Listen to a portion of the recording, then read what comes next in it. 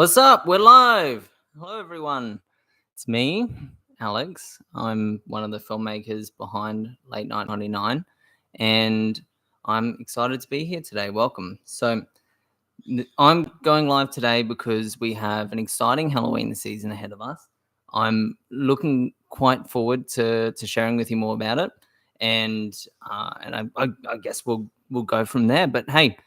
If you're new to the channel or if you've just stumbled across this live, thank you for clicking on it. Thank you for being here. Bit about me. I'm a filmmaker from Brisbane, Australia. I make movies. I do not make movies for a living. And I have a hell of a lot of fun doing it. So I guess I'll just cannonball right into what we have coming up in Halloween. So, being in Australia, we don't really celebrate Halloween. We do, but it doesn't have the same cultural impact that it does for our viewers in the States. We sort of a lot of family do trick or treat in Australia. Like we sometimes get people come up to our door, and it's sort of over my lifetime, it's become more and more common for people to celebrate Halloween. But I always see it as a good excuse to do two things: one, to watch some horror movies, and two, recently to make some horror movies. Each year for the last 2 years. For the last 2 years, we've done a month of horror, which is we would release a horror film each week leading up to Halloween, and promote them, and we had a lot of fun. So the first month of horror, the big release that we did that year in 2022 was our film Don't Scream, which was a Scream fan film. And Scream is probably my favorite horror film. It may not be my absolute favorite. If I really put my head down and thought about it, there's probably other horror films that I prefer to Scream. But hey, Scream is by default my favorite horror film. And then in 2023, we released some more months of horror, and there wasn't one particular big release that year, but it was a lot of fun. This year, however, we're not going to be doing a month of horror as we have in the past. We're not calling it I guess we're parking month of horror this year, because I found that I think I felt at the time when we were doing month of horror previously that if I'm releasing a film every week, YouTube's going to love it. Audiences will love it, and people will tune in. Oh, what is he going to make next week? What's coming out next week? And that wasn't really the case. I found that we didn't get the traction that I was looking for. Don't Scream did really well, but I think if I had 4 films made and lined up to release this year, it would be more strategic for me to trickle them out over 4 months, amongst other content like lives and behind the scenes. I just think it maybe wasn't very economical to just release 4 films in 1 month. But hey, Dan Lotz of the $5 Film School is releasing 5 feature films in a month. So if that's your jam, or you want a lot of content, that's where you're going to go for it. Hey, Shot by Shots here. I'm making a Lego stop motion right now. Sweet. Like right this second right now. Like you've got this live going and you're shooting the stop motion. That's cool. I actually have not talked about this before, but my start to filmmaking was actually maybe I did talk to Matt Barry about it in that interview, but my start to filmmaking was stop motion films. As a young kid, my dad would make them with me, and that was how that was sort of my introduction to making films, was doing those stop motions with him. So that was a lot of fun. We made one. It's still on YouTube somewhere, so if you can find it, yeah, good for you. But it's a 300, like Zack Snyder's 300 stop motion animation, and we didn't have enough resources to make 300 Lego figures, so we just called it 3. And essentially, it's a shot-by-shot recreation of the trailer for 300, the first trailer that came out for 300. And that movie has become fairly important to me. I quite like 300. Making the stop motion as I'm watching this live. Sweet. Well, very, very cool. Am I getting this right? Is it a Deadpool stop motion, or is it another type of stop motion?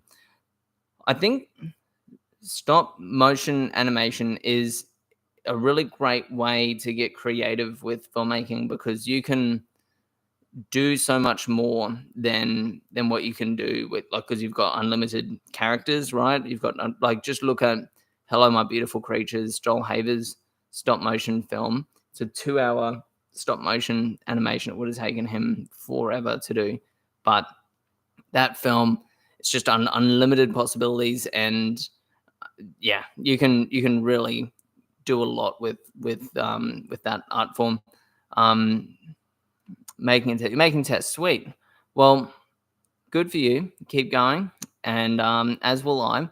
So this Halloween, as I was saying, we're taking a break from the month of horror as we'd normally done it, and instead we're going to be releasing 2 films. We're releasing our usual monthly short film. This month it's going to be a film called In the Pitch Black, which I'm really excited to have come out. In the Pitch Black is I'm trying to, and maybe it's probably actually a disservice to the film itself to liken it or relate it to another film.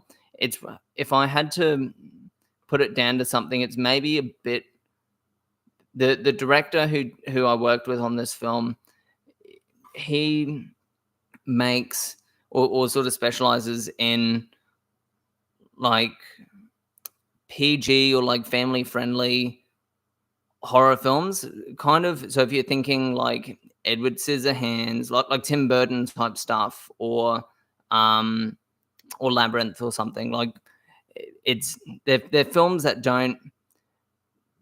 aren't super gory and don't go to it's not Terrifier, right?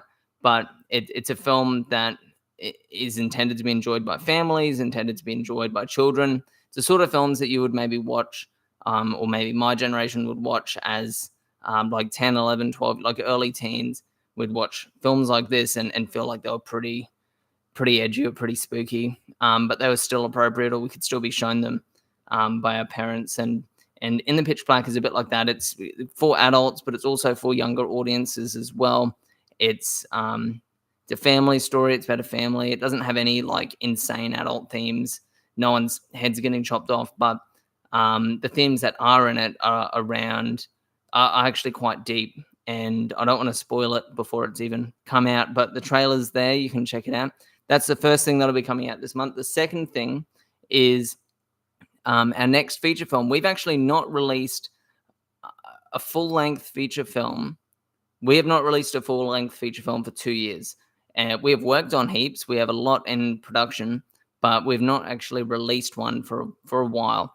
And we've tried in like the Oscars challenges over the last 2 years, and both of them came in a bit shy of 40 minutes, which has been the cutoff for our channel anyway, considering it a feature.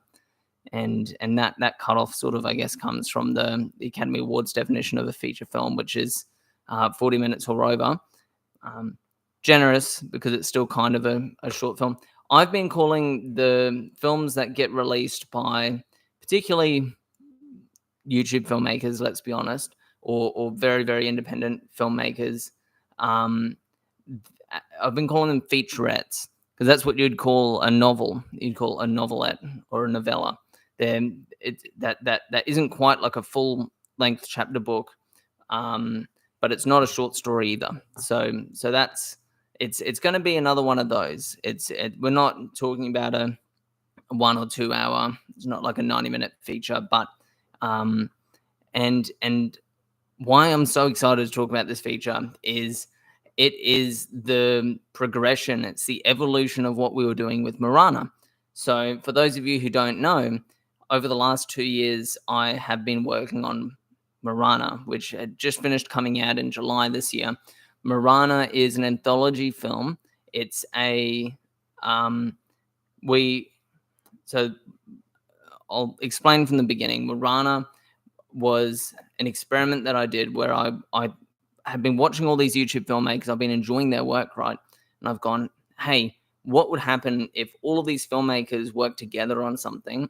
What could be possible? Because, and then I sort of started thinking, what would I do differently in the edit? How would I use the skills and talents of these filmmakers and bring it all together to be something really whole, something really fantastic? And that's what MORANA ended up being. So MORANA is an anthology film about the end of the world. There's a meteor hurling towards Earth, and in the days before its impact, these characters navigate the process of understanding that, and it's kind of a drama, it's kind of a thriller, it's kind of a disaster movie, it's kind of a romance, and it's kind of a comedy. There's the nature of having so many different artists involved in this project meant that it became a very multifaceted film. It ended up being quite multidimensional. There was a lot of different approaches that people took. It was a fairly open sandbox, so I didn't prescribe very specific rules. It was in terms of the plot or story, and I did say that I wanted it in like a 1080 aspect ratio, 16:9. Sorry, mind blank. I said I need it to be 16:9. You need to have half decent audio. Use your phones if you have to. Record up close to your face. So I've got audio for it. It had to be roughly, everyone's segment had to be a couple of minutes long, between 5 and 10 minutes long. And we ended up it was pretty overwhelming initially because we had about 100 different filmmakers reach out and say, hey, I want to be a part of this.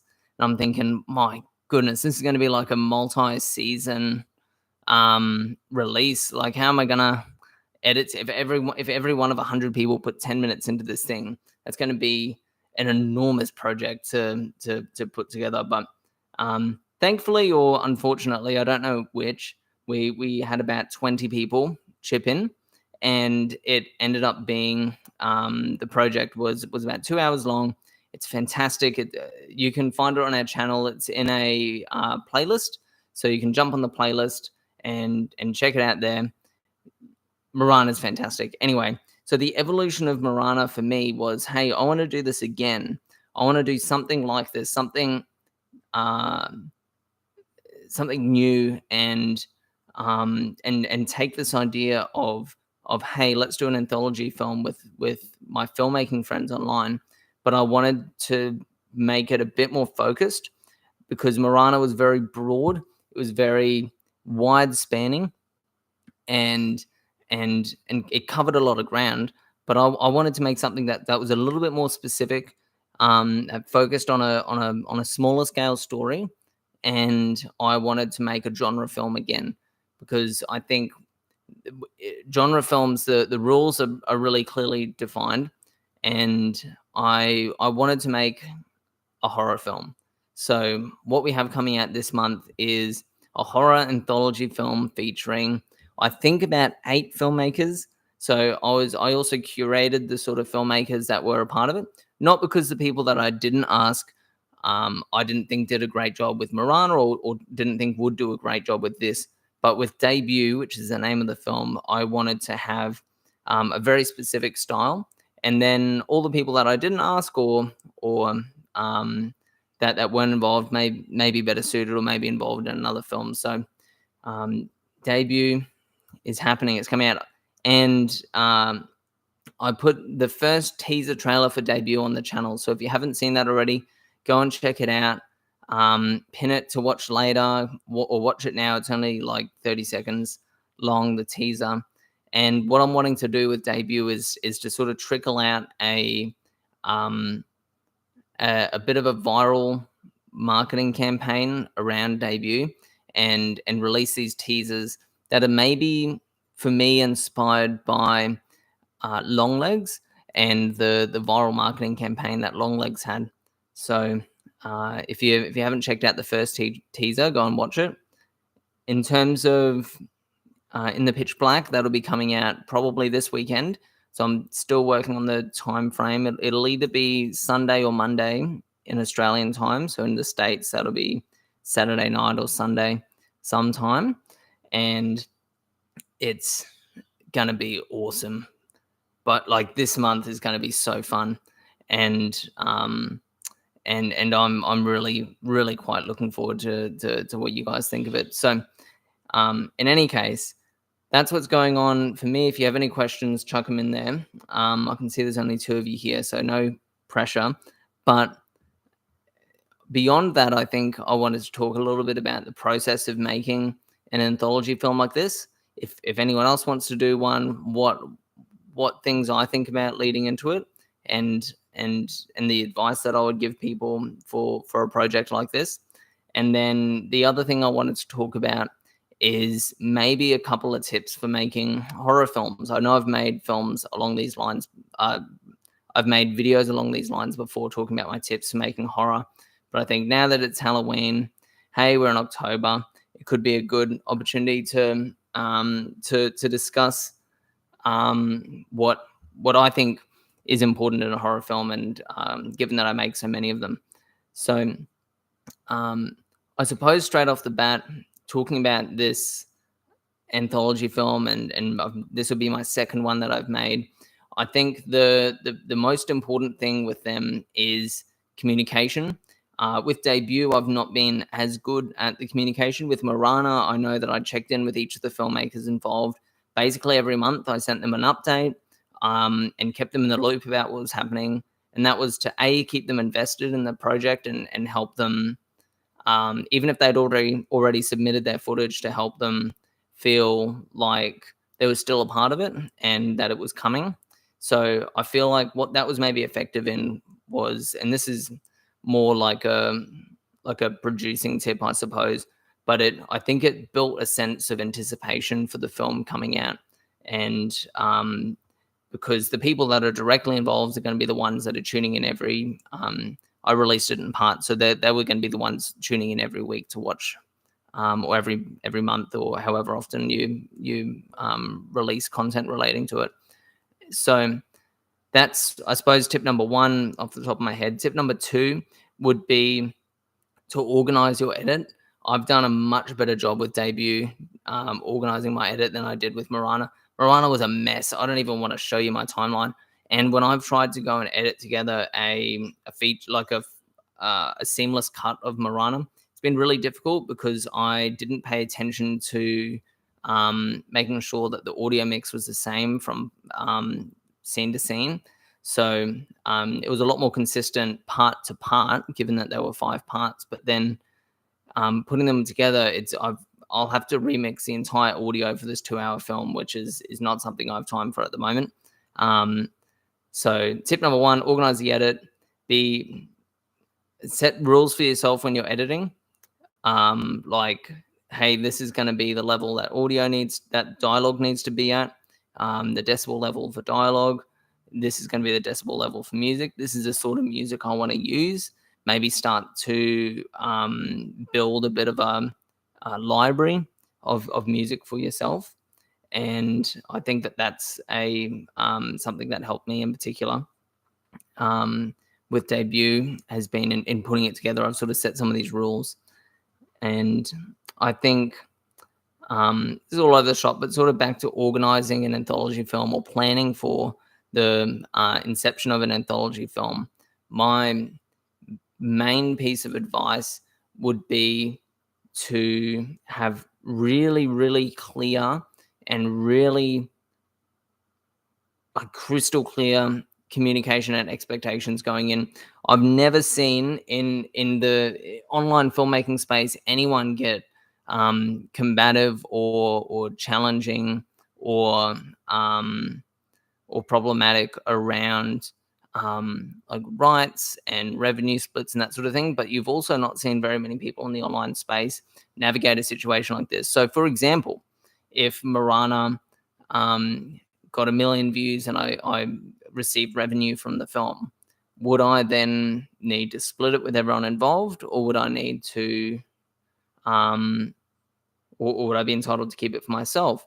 If somebody, after the film is put together, has feedback on an editing choice I made with their footage, do they have a right to say, hey, you can't edit my footage like that? Like, what are the, because when you're doing an anthology film, you essentially have multiple directors. And I think having the conversation or having it be said, even if you don't feel like you need to, having it be said that, hey, once you send me the footage, it's mine, and I'm going to be having the final cut of the film. And just so that those expectations are clear going in. I remember with MORANA, there were a couple of filmmakers that I was really felt that I was really close to and was really close to that that had some challenges or some requests first up and in the negotiation stage of, hey, are you going to be involved at all? And the conversation was around, what if you cut out scenes that I think are really important because they were quite attached to the story? And I think being really open and transparent are values that are going to be really beneficial when you're collaborating with other people. And this is going to be the case when you collaborate with, when you go on film sets, when you bring a crew or an audience, or this is going to be the case when you bring cast and crew from the industry or out of your friends even, and have them participate in your films. They're going to have a way better time if you're open, if you're transparent, and if you value them for the input that they're going to bring as well, and empower them to make the creative choices that they feel are the best to make at that time. I applied this lesson in the creation of Big Smoke, in the production phase of Big Smoke, and we're still in the production phase. I think it's really important to acknowledge that each person in the role that they have on your production have insight and knowledge about their part in the film that you aren't going to have. Hey, yo, Cody's here. What's up, man? So I think that's a value that's really important to me. And I think it really truly pays off. So what I mean by this is, you have a gaffer, let's say you've got someone in to light your film. There's a dance that happens between the two roles, between the director / producer role and the gaffer role. There's a dance that happens where you say, hey, this is what I would like to see the lighting look like. This is how I want it lit. And then they're going to light it in the best way that they can. But there's a negotiation there, because they might say, hey, I feel like this is going to be too dark, or I feel like if we use the light like this, or if we bend the light like this, it's going to be more effective. And everyone's going to have a different, some directors have a really crystal clear vision about what they want. And if that's the case, I would advise you to be open and transparent up front with your cast and with your crew that, hey, on my sets, I will treat you always with respect, and I appreciate to the moon and back that you're here for me and that you're participating in this film. But there are some creative decisions that I'm going to make that are non-negotiable, and it's important to me that you that you trust me when I make these decisions. On Big Smoke, the latest huge feature that I shot, for me, I was open and communicated something different with my cast and crew. I let them know, hey, I've written this story. I'm not married to it. I'm not married to a visual style. I'm not married to, like, we're telling this story one way or another, but the insight and the expertise that you are going to bring to this project, I am going to value that. And if you have something to say, please say it and we'll discuss it. But if you feel strongly about something, I will allow you to explore that avenue. So how that was applied, the lead actors came back with some story feedback for me. So they said, hey, I feel like my character wouldn't do this. I feel like my character wouldn't do that. I feel like maybe my character would say this different thing than what I said here. I feel like they're actually in this headspace because of these things that have happened to me. And in those moments for me, I I let them know, hey, you are the expert in your character. This is you are a part of you isn't a part of them. You are becoming this character, and I trust you, and I trust that you know them better than I do at this point. So if you think the character would do this, or if you think the character would not shoot this person when in the script I've written that this person dies, um, then I trust you, and we can take that path. And in some cases, I shot two versions of scenes, and in some cases, we went with what the actors suggested. Another way it's applied, my DOP had a shot lined up, and we were a bit crunched for time, and I just wanted to go ahead and just keep filming, and I wanted to roll. And he said, no, no, no, I need 10 minutes. And it's raining, we're soaked. I didn't bring a raincoat, so I'm actually shivering in a wet t-shirt. And I'm going, dude, can we just shoot? Because I want to move on to the next scene, or I want to get dry. And he said, can you trust me, please? I need 10 more minutes. We need to make this small adjustment with the lighting, and then you'll thank me in the edit. It'll be better because of this change. And once he made the change, honestly, I couldn't even see the difference that it made, but I'm so looking forward to editing those scenes. And when I've gone into to grade some stills, the changes that he made, I can see the fingerprints through the raw footage.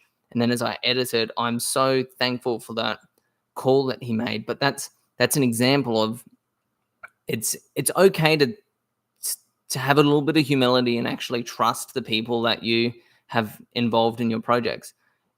And you have to trust that you got these people involved, these experts in their fields.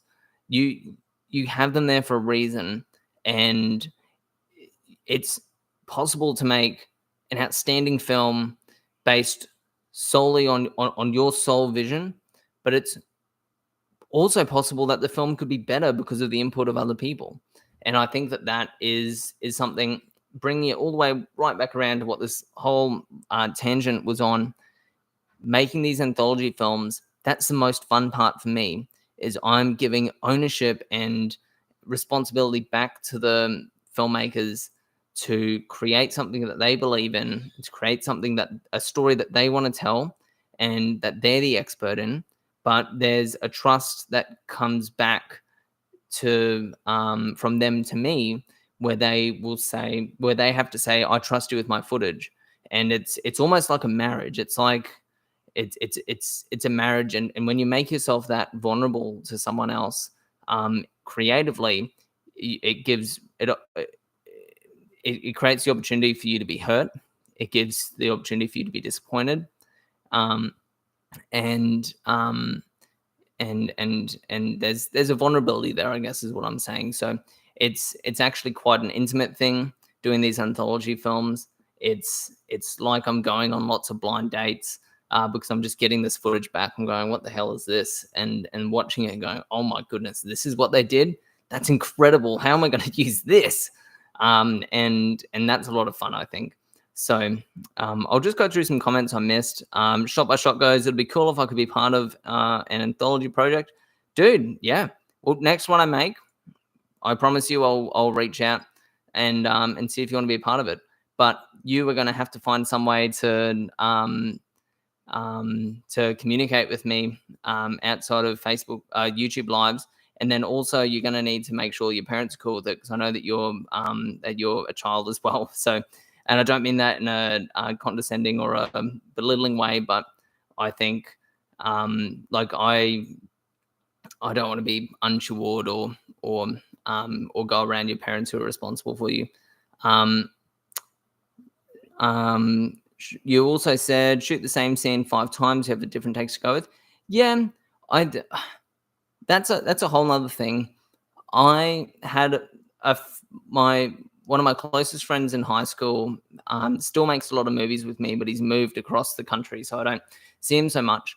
His approach to getting performances out of people was to shoot the same scene over and over and over again, and at the take where the actor let the frustration out of them in the scene that they had to do one more take. Are you serious? Another one? I thought we got it.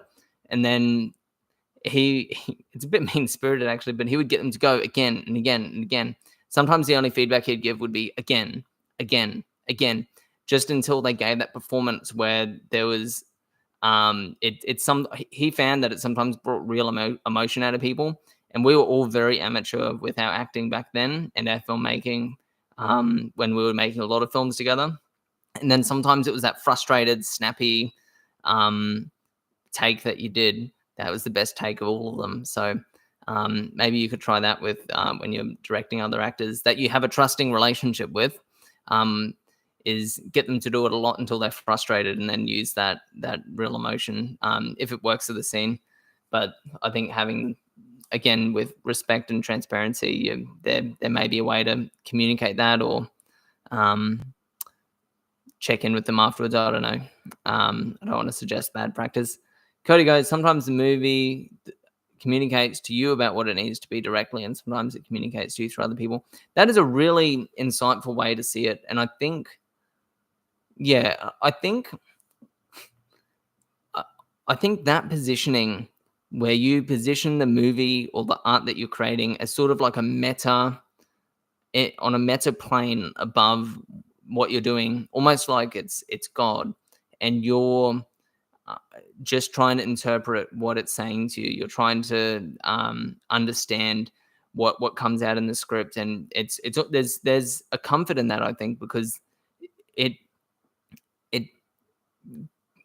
I think it gives a sense of finality and a sense of safety, knowing that the film will be finished, the film is happening one way or another, and you're just trying to figure out how it looks. I think that's a really fun, really healthy way to look at it, because if you're forcing things, if you're trying to force a film to happen, it's not gonna go well. You have to understand the film before you can create it. But I like that the film already exists, or the film already knows what it needs to be, and it's going to speak to you about what that outcome, what that final product is going to look like. I think that's really cool. So that's sort of where I'm at for anthology films. I have a special treat that I wanted to take out for this live. There's only 2 of you here, but you're gonna be able to participate in this with me. So hold on a second.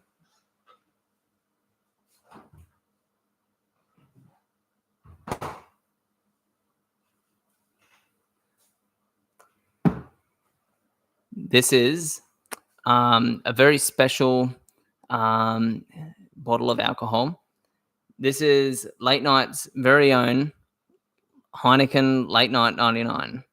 So I'm going to share this all with you now as we talk through the last bit in the live, which is going to be my tips for making horror films.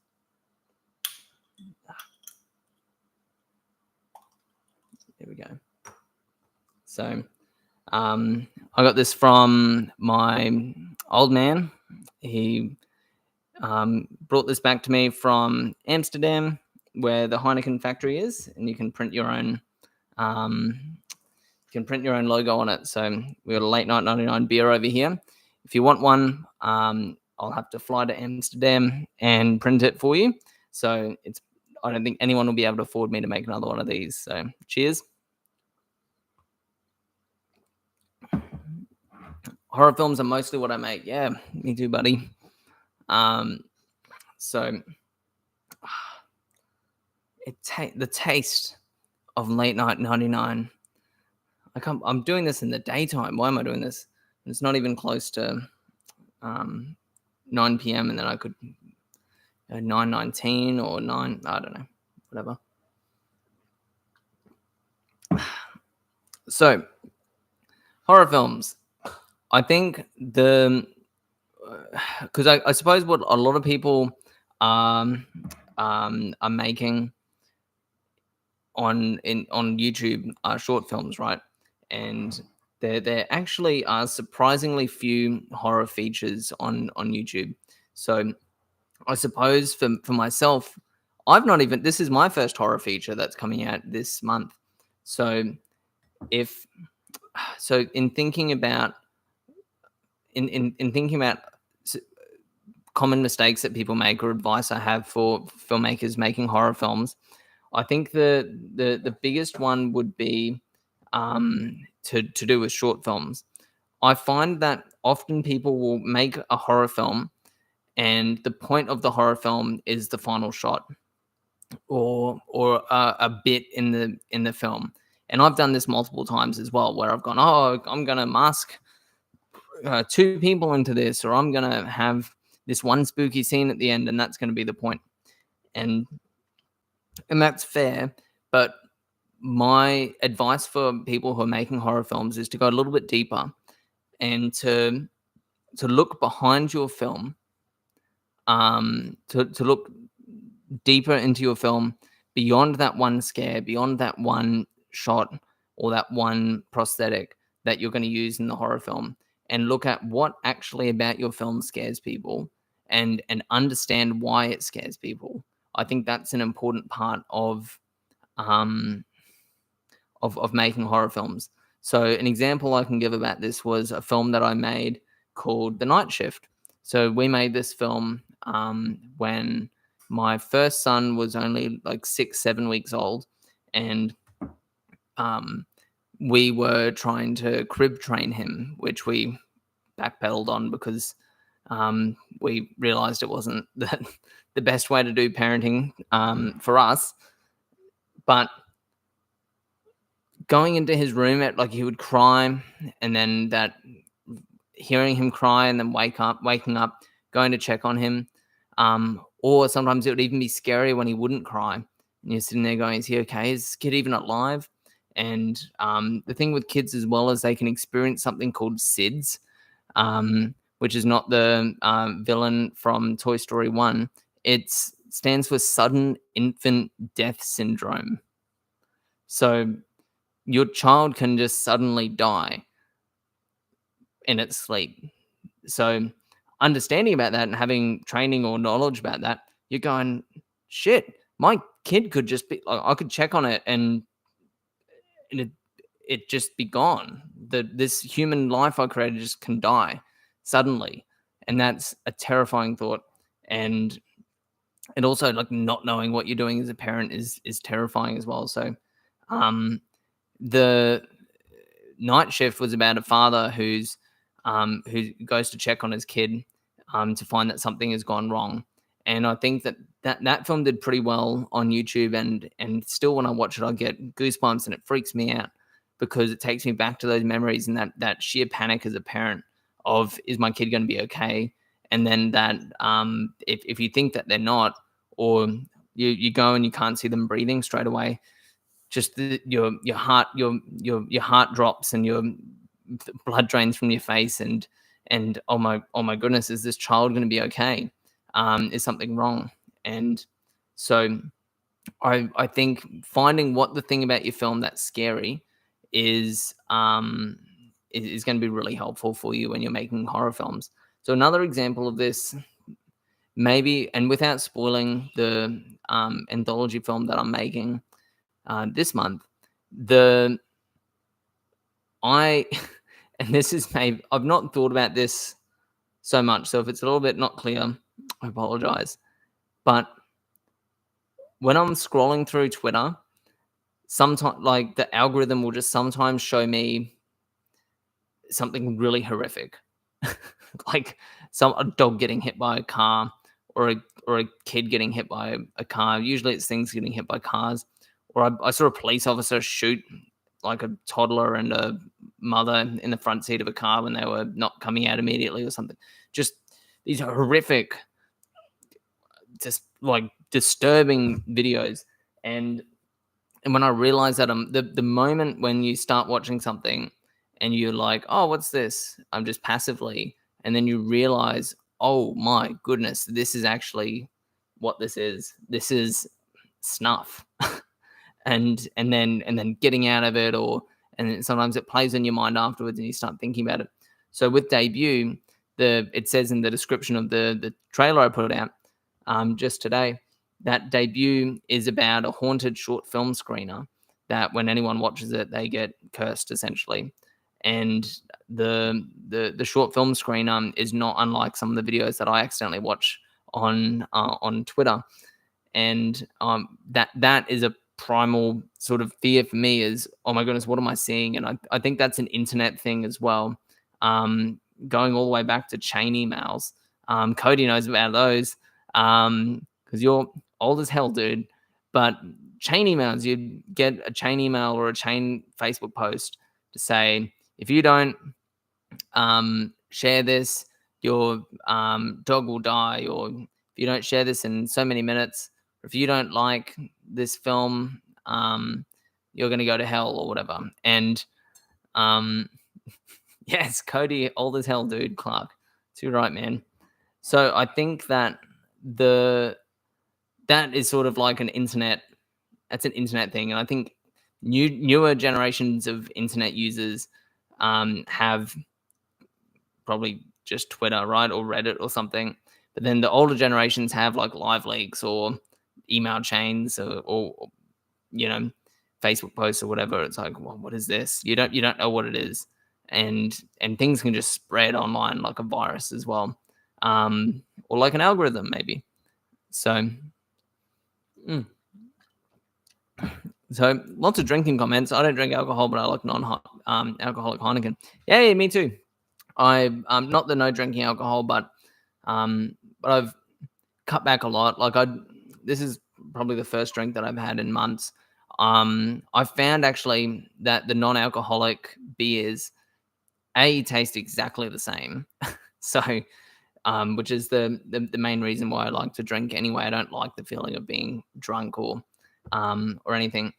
And placebo effect is an amazing thing as well. Sometimes you feel quite relaxed after having a non-alcoholic beer. And after my wife was pregnant with our first kid, she sort of stopped drinking, obviously, because she was pregnant. And then I was like, well, I'm not going to drink either. And we sort of just kept going. So yeah, sometimes I'll have the occasional drink, and this is a special occasion, spending the afternoon, lazy Aussie afternoon with my friends Cody and Shot by Shot. And you're not even 21 yet, dude. I think you're young as hell, dude. And no, I've not heard of the Blue Whale Project. Feel free to explain it to me. I'll read it and check it out after this potentially. But where was I? Just chilling, man. But I think where I'm at is finding what it is about your film that is scary. Why is your film scary? Why would anyone be scared by your film? And as my main piece of advice for horror filmmakers, it's easy just to go, oh, the guy dies at the end and his blood and I've got a pressure pump and I can do a squib and that's scary. Or I've got this doll. The doll's scared. That's another film I did. I did a film called Why Is My Door Open? It's just like a 1-minute film where this guy walks in and there's a doll in his hallway. It's probably one of my least favorite films that I've done, but I don't believe in deleting my work, so it's just there if you want to watch one of the shittiest films I've ever made. But I think that it's so easy just to rely on a prop or an idea and not actually understand the theme behind it. And I think that's what elevates films that do horror really well. So I'm thinking, for example, Sheep Theater, Dan's horror feature, deals with grief and coping and moving on. And I think the scariest thing about Sheep Theater to me is about Sheep Theater, not Cheap Theater. But that's a great name for Sheep Theater, actually. If I've got to let Dan know. Cheap Theater, made for $0. But Sheep Theater, the main character loses a significant person to him. He gets his plush sheep and they're become his friends, and they're helping him feel alive again and moving on. But there's that fear that, what if I start feeling bad again? What if these things that are helping me feel alive, what if these things that are making me feel alive again, what if they go away? What if they leave? If it's a person, and maybe, grief can come in many forms. Maybe you're grieving a relationship. Maybe you're grieving the actual loss of someone. Maybe you're grieving the change in a life circumstance, grieving the change in a relationship, and those that feeling of grief. Sometimes you cope, right? You find a way to feel better about it. You find a way to start processing it in a healthy way, maybe, or maybe you're relying on something to process it. I got like 2 flies dancing around here, man. Go away, flies. And I think in sheep theater, when the sheep start turning on him and he starts to realize it's the sheep are maybe a maladaptive coping strategy, the sheep are maybe not good for him. That's to me what's scary about sheep theater. Is it like, what's, you know, when these sheep go away, or when they're not my friend anymore, when they're not helping me anymore, they're hindering me. What's it going to mean for my grief? Like, what's it going to mean for my moving on? So that's horror film tip number 1. Horror film tip number 2, I think, and before I get into tip number 2, Cody goes, hops, which is in beer, has medicinal properties. So the NA beers are a great way to naturally relax. There you go. I was thinking it was placebo effect, but Cody's here with the facts. So horror tip number 2. My advice for making horror films, whether it's a feature film or a short film, these flies, goodness me, get out of here, flies, be gone. I was cooking food before, and it's just, there's so many, if you live in Australia, you'll understand, but there's so many bloody flies here. It's like, it's maybe never heard anyone talk about it. And maybe it's all around the world. Maybe there's a fly, maybe everyone has fly issues. But I sometimes feel like it's just me. And it's hard to get over. So tip number 2 for horror films is don't take too long. And that's not amazingly specific, but I feel like everyone, when making horror films, overestimates how long the pacing should be for that film. I've never watched in like a low budget or an independent horror film where I've gone, whoa, geez, they got to that quickly, or that was fast. It's couldn't have given me a little bit of time to breathe. We went straight to the scare. You got straight to the point. I feel like I would love to see more horror films where suspense is built less by pulling. People talk about pulling the elastic to build suspense, pulling the elastic band to create suspense, and you're just leading them to the that they know that something's happening, or nothing's happening yet. Oh my goodness. And I think that's a misunderstanding of the pulling of the elastic band, because when you pull the elastic band in that analogy, I don't believe the analogy relates to time, where the longer you wait to get to the scare, the more suspense is created. I think it's events. So the more events that happen that build a sense of dread in your film, that's what pulls the suspense out in that analogy. It's not someone walking through a house waiting for something to jump out at them. That's not building suspense. But if your character rocks up at the house and the lock's broken, and then they walk inside and they find a broken picture frame on the floor, and they keep going and their TV's gone, and then they keep going and then they hear something in the kitchen, that is building a sense of dread. Not the best analogy, right? But events build a sense of dread and a sense of suspense in a horror film, not time. Because somebody who hasn't had a lot of experience, maybe, or doesn't understand that, is gonna make a horror film that just is boring. And I think expectation is important when you're showing a film to people or marketing a film. if you're marketing a film as a horror film, you are introducing it to people with an expectation that they will feel something throughout, that they'll get sucked into this narrative. Um, I'm not saying that slow films or slow cinema can't be entertaining or can't be enjoyable for people, but if people are going to feel like it's a bait and switch, if they sign up for a horror film and then it's a slow cinema film, I think it'd be much better for someone to go into a slow cinema film than realize that there's some horror elements there, and it's like a nice savory, a nice sweet filling inside the donut, right? But yeah, so those are sort of my films. So in recap, horror tip number one: why should people be scared of your film? Horror tip number two: um, what was I saying? Horror tip number two: suspense is created by events that occur in your film that build suspense, not time waiting for events to happen. And tip number three: the horror genre comes with certain expectations. So when you're watching a horror film, I think it comes with certain expectations when you walk into it, and you're welcome to subvert those expectations. I do all the time.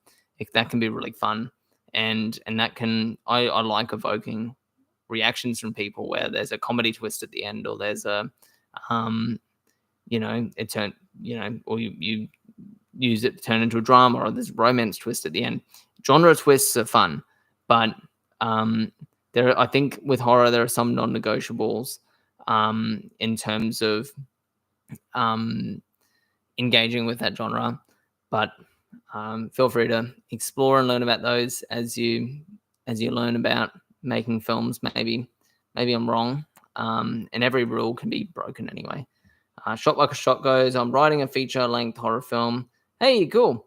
Well, enjoy that. My advice for you would be to have something interesting happen every 1 minute of footage. So every page of screen time that you write so when you're writing a film, every page of your script is roughly translates to a minute of screen time if you're writing it in the correct format. So just download Studio Binder or something and start typing on there.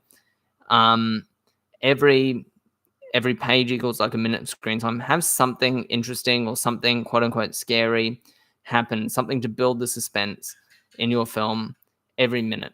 Otherwise, what you're going to find is your people will be checking their watches when they're watching your film. They're not going to be super engaged.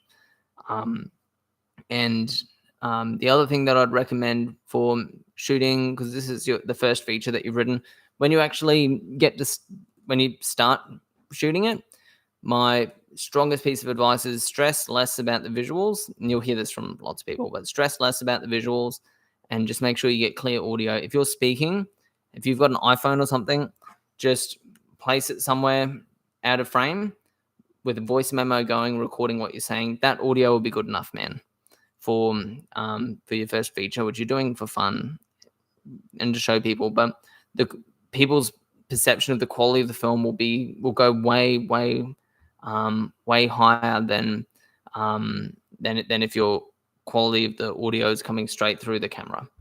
And yeah, don't make a boring film, make a super interesting film.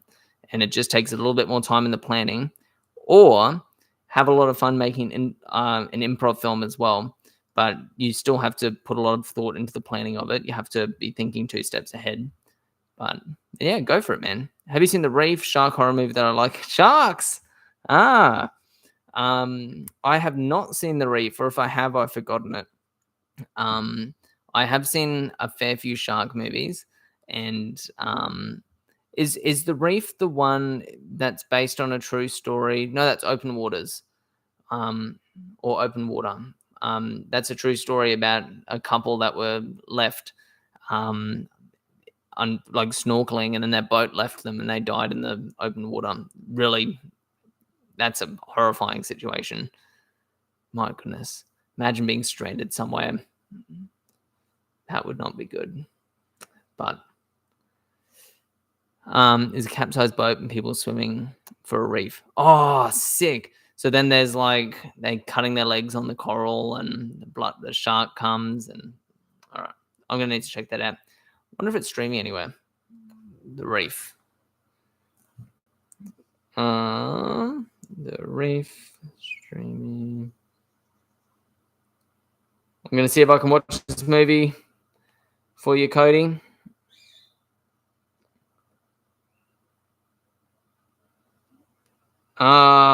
Damn. It's on Stan. But I'll check it out when I can or when it's somewhere that I have a subscription for. I discover a number of good Australian directors by watching shark movies. Yeah. I've discovered a good number of Cody Clark movies by watching shark movies.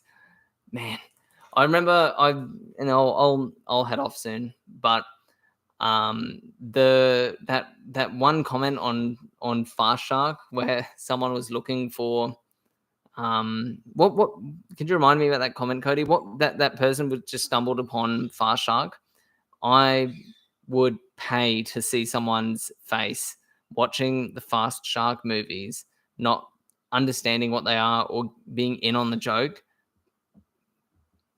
and just watching and waiting for the next thing to happen.